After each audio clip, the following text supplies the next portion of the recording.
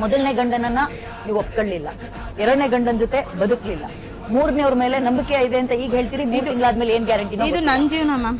ಸಮಾಜ ಒಪ್ಪುತ್ತೆ. ನೀವು ಒಬ್ಬರೇ ಆದ್ರೆ ನೀವು ಏನಾದ್ರು ಮಾಡ್ಕೊಂಡು ಮದ್ದೂರಲ್ಲಿ ತುರಿತಾ ಇವೆ, ರಾಜಕೀಯ ಬೇಕಾದಷ್ಟು ಆಗ್ತಾ ಇದೆ. ನೇಪಾಳದಲ್ಲಿ ಇನ್ನೊಂದು ಸುದ್ದಿ ಇದೆ, ಅದನ್ನೆಲ್ಲ ಬಿಟ್ಟು ನಿಮ್ ಗಂಡ ಹೆಂಡತಿನ ಕೂರಿಸಿ ನಿಮ್ ಗಂಡ ಹೆಂಡತಿನ ಒಂದು ಮಾಡ್ಬೇಕನ್ನೋದಲ್ಲ ನಮ್ಮ ಉದ್ದೇಶ. ಮಕ್ಕಳು ಅನಾಥರಾಗಬಾರ್ದು ಅನ್ನೋದು ಉದ್ದೇಶ.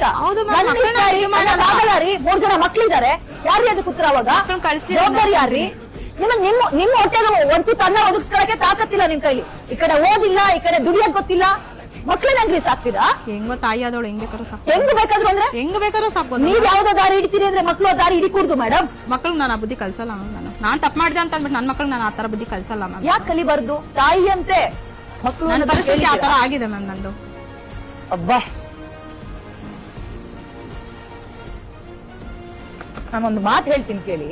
ಮ್ಯಾನೇಜ್ಮೆಂಟ್ ನನಗೆ ಪ್ರಶ್ನೆ ಮಾಡಿದ್ರೂ ಪರವಾಗಿಲ್ಲ, ಸೋಷಿಯಲ್ ಮೀಡಿಯಾದಲ್ಲಿ ನನಗೆ ಬರಬಾರ್ದಿರೋ ಕಾಮೆಂಟ್ ಬಂದ್ರೂ ಪರವಾಗಿಲ್ಲ. ಇಡೀ ಪ್ರಪಂಚದಲ್ಲಿ ಮಕ್ಕಳಿಗೆ ಇಂತಹ ಕೆಟ್ಟ ತಾಯಿ ಇರಬಾರ್ದು ಅಂತ ಮಾತಾಡ್ತಾರೆ. ನಾನು ಅದನ್ನೇ ಕೇಳ್ತೀನಿ.